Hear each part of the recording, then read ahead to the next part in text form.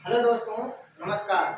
स्वागत है आप सभी का अपने YouTube channel Avinash sir GS वाला में। दोस्तों, आज मैं आप लोगों को जीएस जीके का अगला पार्ट पढ़ाने वाला हूं। दोस्तों, आज भी बहुत ही महत्वपूर्ण प्रश्नों का संग्रह है, तो आइए बिना देर के हुए वीडियो की शुरुआत करते हैं। पहला क्वेश्चन है कि भारत में पंचायती राज के शिल्पी कौन है, या भारत में पंचायती राज के जनक कौन है? तो दोस्तों, इसका आंसर होगा बलवंत राय मेहता। बलवंत राय मेहता, जिन्हें बी आर मेहता के नाम से भी जाना जाता है, जिन्हें बी आर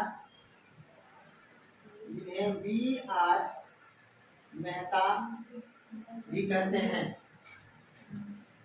अगला क्वेश्चन है कि भारत में सामुदायिक विकास कार्यक्रम की शुरुआत कब हुआ? तो भारत में सामुदायिक विकास कार्यक्रम की शुरुआत 2 अक्टूबर 1952 को हुआ। दोस्तों, अगला क्वेश्चन है कि क्षेत्रफल के आधार पर उत्तर प्रदेश का कौन सा स्थान है? तो चौथा स्थान है, याद रखिएगा, चौथा स्थान है। याद रखिएगा, पहला स्थान राजस्थान, दूसरा स्थान मध्य प्रदेश, तीसरा स्थान महाराष्ट्र और चौथा स्थान उत्तर प्रदेश।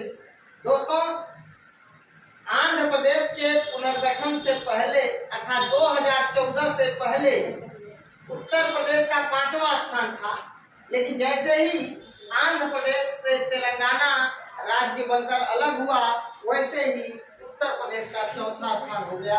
2014 से पहले उत्तर प्रदेश का 5वां स्थान था, लेकिन 2014 के बाद से उत्तर प्रदेश का चौथा स्थान हो गया है, याद रखिएगा। तो उत्तर प्रदेश का चौथा स्थान है क्षेत्रफल के आधार पर, और जनसंख्या के आधार पर पहला स्थान है, याद रखिएगा। अगला क्वेश्चन है कि भारत के किस राज्य का सबसे लंबा समुद्री किनारा है? तो सबसे लंबा समुद्री किनारा दोस्तों गुजरात का है। सबसे लंबा समुद्री किनारा गुजरात का है। और अगर मैं क्वेश्चन पूछूं कि भारत के किस राज्य का सबसे छोटा समुद्री किनारा है, तो गोवा का है। मैंने एक ट्रिक बताया है, गेट मकेउ कबंगो, गेट मकेउ कबंगो, गेट मकेउ कबंगो। जी से गुजरात, ए से आंध्र प्रदेश, टी से तमिलनाडु, म से महाराष्ट्र, के से केरल, उ से उड़ीसा, क से कर्नाटक, बंग से पश्चिम बंगाल अर्थात गो से गोवा। दोस्तों, गेट मकेउ कबंगो भारत के तटवर्ती राज्य या बेलांचली राज्य या भारत के सबसे लंबी समुद्री तटरेखा पर स्थित भारतीय राज्य। तो दोस्तों, भारत के किस राज्य का सबसे लंबा समुद्री किनारा है? तो इसके लिए ट्रिक आपका आ जाएगा गेट मकेउ कबंगो।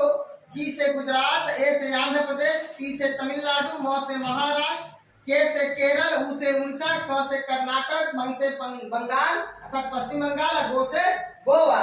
तो सबसे लंबा पूछेगा तो गुजरात, अगर गुजरात ऑप्शन में रहिए तो आंध्र प्रदेश हो जाएगा, और आंध्र प्रदेश ऑप्शन में रहिए तो तमिलनाडु हो जाएगा। सबसे छोटा पूछेगा तो गोवा हो जाएगा, याद रखिएगा। अगला क्वेश्चन है 2011 की जनगणना के अनुसार भारत का जनसंख्या घनत्व कितना है? तो 382 व्यक्ति प्रति वर्ग किलोमीटर, प्रति वर्ग किलोमीटर, याद रखिएगा। तो भारत का जनसंख्या घनत्व 2011 की जनगणना के अनुसार 382 व्यक्ति प्रति वर्ग किलोमीटर। इसका मतलब हुआ कि 1 वर्ग किलोमीटर में 382 व्यक्ति रहते हैं। और अगर जो प्रदेश के आधार पर पूछा जाए कि सबसे ज्यादा किस प्रदेश का जनसंख्या घनत्व है, तो बिहार का है 1106 व्यक्ति प्रति वर्ग किलोमीटर। तो क्वेश्चन पूछा जाएगा 2011 की जनगणना के अनुसार किस प्रदेश का या किस राज्य का सबसे अधिक जनसंख्या घनत्व है, तो कहेंगे बिहार का 1106 व्यक्ति प्रति वर्ग किलोमीटर। और याद रखिएगा, उत्तर प्रदेश का जनसंख्या घनत्व 829 व्यक्ति प्रति वर्ग किलोमीटर है। उत्तर प्रदेश का 2011 की जनगणना के अनुसार जनसंख्या घनत्व 829 व्यक्ति प्रति वर्ग किलोमीटर है। तो याद रखिएगा। अगला क्वेश्चन है दोस्तों, भारत का सबसे उत्तरी बिंदु कौन है? तो भारत का सबसे उत्तरी बिंदु इंदिरा कॉल है, इंदिरा कॉल। और दोस्तों ये कहाँ है? तो लद्दाख में, याद रखिएगा।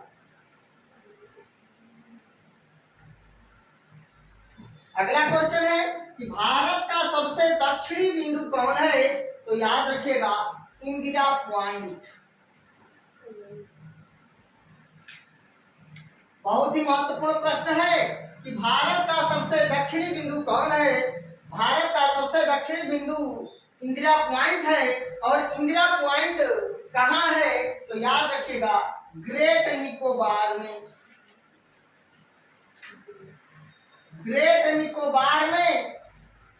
अगर ऑप्शन में ग्रेट निकोबार नहीं देगा तो बड़ा निकोबार देगा, बड़ा निकोबार में।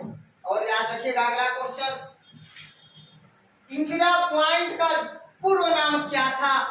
इंदिरा पॉइंट का पूर्व नाम क्या था? तो याद रखिएगा पिगमिलियन पॉइंट, पिगमिलियन, पिगमिलियन पॉइंट और Parsons point, Parsons point. Question पूछा जाएगा कि भारत का सबसे दक्षिणी बिंदु कौन है? तो कहेंगे इंदिरा पॉइंट, ऑप्शन में दिया होगा।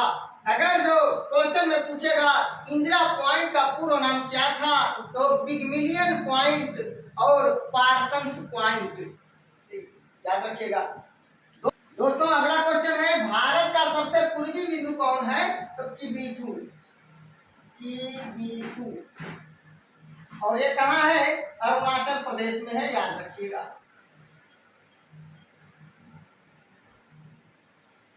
बच्चों अरुणाचल प्रदेश की राजधानी कहाँ है?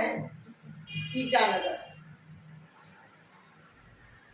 अगला क्वेश्चन, भारत का सबसे पश्चिमी बिंदु कौन है? दोस्तों गौरमोती, गौरमोती। कभी कभी इनको उभार मोती भी कहा जाता है, गौहर मोती भी कहा जाता है। गौर मोती को गौहर या गुहार भी कहते हैं। गौहर, गौहर मोती या गुहार मोती भी कहते हैं, याद रखिएगा। गौहर मोती या गुहार मोती या गौर मोती। और ये कहाँ है? गुजरात में। तो भारत का सबसे पश्चिमी बिंदु गौर मोती या गुहार मोती या गौहर मोती, याद रखिएगा। और कहाँ है? ये गुजरात में है।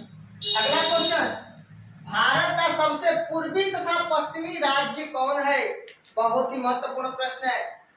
ये क्वेश्चन आईएएस में आ चुका है, याद रखिएगा कि भारत का सबसे पूर्वी तथा सबसे पश्चिमी राज्य कौन है? तो भारत का सबसे पूर्वी राज्य अरुणाचल प्रदेश और सबसे पश्चिमी राज्य गुजरात हो जाएगा। तो यहाँ पे आंसर हो जाएगा अरुणाचल प्रदेश और गुजरात।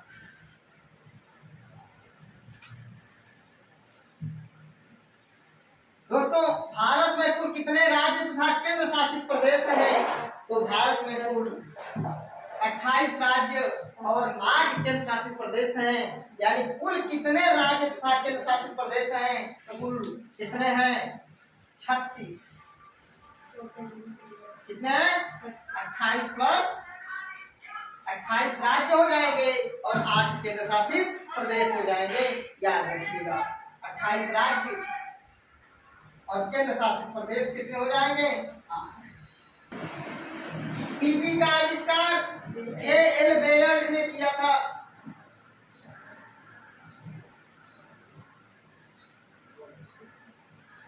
और एक टीबी देखने वाला टीबी है, टीबी और टीबी एक रोग होता है ट्यूबरकुलोसिस।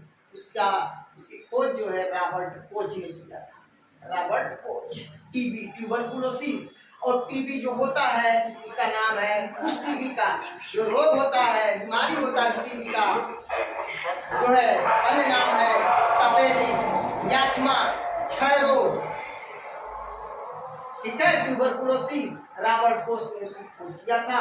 और बैक्टीरिया से होता है, जो टीबी रोग होता है वो किससे होता है? बैक्टीरिया से, जीवाणु से होता है, याद रखिएगा बाबू। अगला क्वेश्चन है, रिवॉल्वर का आविष्कार किसने किया था? कोल्ट ने किया था, कोल्ट ने। टिटनस का दूसरा नाम लाक्सा, धनुष टंकार, लाक्सा या धनुष टंकार, यह भी बैक्टीरिया से होता है, जीवाणु से होता है। विटामिन ए का रासायनिक नाम रेटिनॉल। और दोस्तों, विटामिन ए की कमी से रतौंधी रोग होता है, ब्लाइंडनेस। कांग्रेस के प्रथम अध्यक्ष डब्ल्यूसी बनर्जी, जिनको व्योमेश चंद्र बनर्जी के नाम से जानते हैं। और कांग्रेस की स्थापना 28 दिसंबर 1885 को एओयू ने किया था। और 1885 से लेकर 1906 तक एओयू कांग्रेस के महासचिव के रूप में काम किया।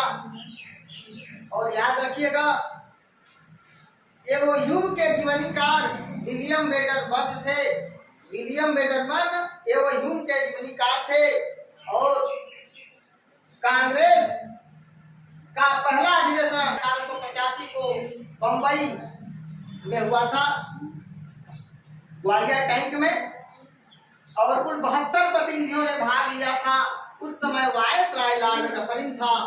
और लॉर्ड डफरिन ने कांग्रेस को सूक्ष्मदर्शी अल्पसंख्यकों की संस्था कह करके उसका मजाक उड़ाया था। और कांग्रेस का पूर्व नाम INA था, इंडियन नेशनल एसोसिएशन, भारतीय राष्ट्रीय संघ। अगला क्वेश्चन है दोस्तों, कांग्रेस के प्रथम मुस्लिम अध्यक्ष कौन थे? तो याद रखिएगा, कांग्रेस के तीसरे अधिवेशन की अध्यक्षता बदरुद्दीन तैयब जी किए थे, जो प्रथम मुस्लिम कांग्रेस अध्यक्ष थे। बदरुद्दीन तैयब जी।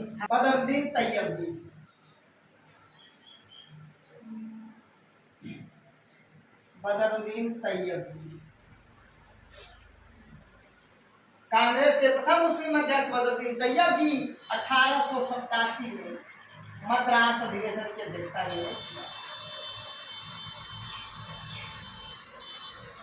दोस्तों, पंचायतों का गठन का अनुच्छेद मैंने पूछा है, अनुच्छेद 40 भाग 9 है, अनुच्छेद 40। आगे संविधान संशोधन अनुच्छेद 368 है, 389 नहीं है बच्चा, 368 है। संविधान संशोधन का उल्लेख अनुच्छेद 368 में किया गया है। आगे बढ़ते हैं। विश्व ठहाका दिवस या हास्य दिवस या हंसी दिवस ये मनाया जाता है 10 जनवरी को। और विश्व पर्यावरण दिवस 5 जून को मनाया जाता है। गुलजारी लाल नंदा के समाधि स्थल का नाम नारायण घाट है। बहुत बढ़िया विभाग, नारायण घाट। गुलजारी लाल नंदा के समाधि स्थल का नाम है नारायण घाट। और दोस्तों याद रखिएगा, गुलजारी लाल नंदा भारत के पहले कार्यवाहक प्रधानमंत्री थे। और याद रखिएगा, योजना आयोग के पहले उपाध्यक्ष गुलजारी लाल नंदा थे। योजना आयोग के प्रथम उपाध्यक्ष गुलजारी लाल नंदा थे। और योजना आयोग के पहले अध्यक्ष प्रधानमंत्री जवाहरलाल नेहरू थे। योजना आयोग का गठन 15 मार्च 1950 को किया गया था। दोस्तों, अगला क्वेश्चन है, संविधान सभा की पहली बैठक कब हुई थी?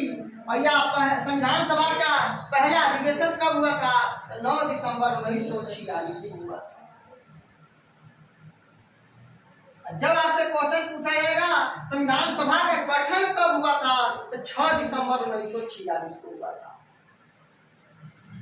सिक्किम को किस संविधान संशोधन के द्वारा भारत का अभिन्न अंग बनाया गया था? दोस्तों 35वां संविधान संशोधन, 35वें संविधान संशोधन के द्वारा सिक्किम को सह राज्य का दर्जा प्रदान किया गया और कहा गया कि सिक्किम भारत का सह राज्य है, मतलब भारत के देखरेख में वह रहेगा, उस पर कोई आक्रमण नहीं कर सकता। तो क्वेश्चन पूछा जाएगा सिक्किम को सह राज्य का दर्जा किस संविधान संशोधन के द्वारा दिया गया? तो 35वां संविधान संशोधन के द्वारा दिया गया था 1974 में। उसके बाद इंदिरा गांधी ने 36वां संविधान संशोधन लाई। 36वां संविधान संशोधन के द्वारा सिक्किम को पूर्ण राज्य का दर्जा दिया गया और कहा गया भारत का अभिन्न अंग है। 36वां संविधान संशोधन के द्वारा 16 मई 1975 को सिक्किम को पूर्ण राज्य का दर्जा प्रदान किया गया और भारत का अभिन्न अंग बनाया गया था। तो याद रखिएगा 36वां संविधान संशोधन।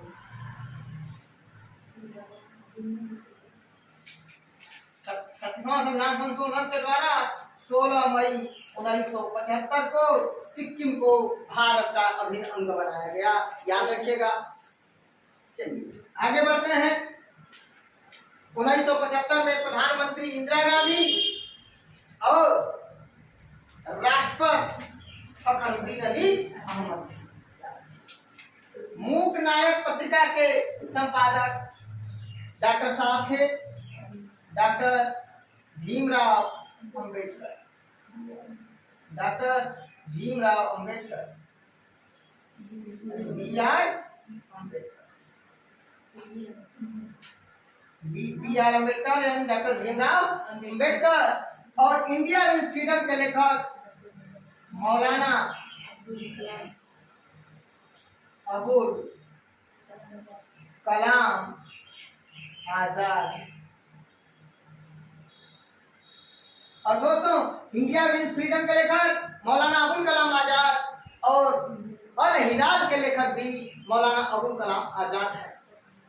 अल हिलाल तो इंडिया मीन्स फ्रीडम, तो इंडिया मीन्स फ्रीडम और अल हिलाल के लेखक मौलाना अबुल कलाम आजाद और इंडिया डिवाइडेड के लेखक डॉक्टर राजेंद्र प्रसाद।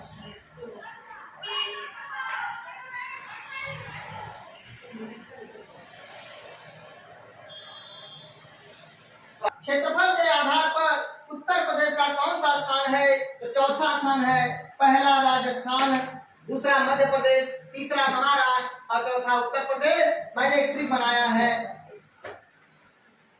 राम महान है उत्तर प्रदेश के क्षेत्रफल में, राम महान है उत्तर प्रदेश के क्षेत्रफल में। तो भैया राज से राजस्थान, म से मध्य प्रदेश, महा से महाराष्ट्र और उत्तर प्रदेश से उत्तर प्रदेश। तो राम महान है उत्तर प्रदेश के क्षेत्रफल में। याद रखिएगा ये ट्रिक, इसके माध्यम से आप इस क्वेश्चन को सॉल्व कर सकते हैं।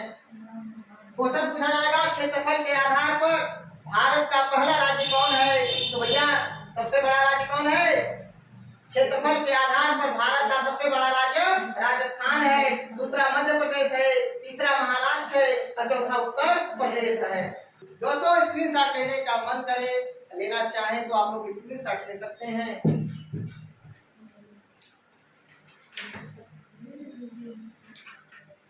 अगर दोस्तों मेरा वीडियो आपको अच्छा लगे तो प्लीज दोस्तों लाइक कमेंट शेयर करिएगा, मेरे चैनल को सब्सक्राइब करिएगा और मेरे वीडियो में किसी प्रकार का कोई कमी नजर आए तो मुझे सूचित जरूर करिएगा।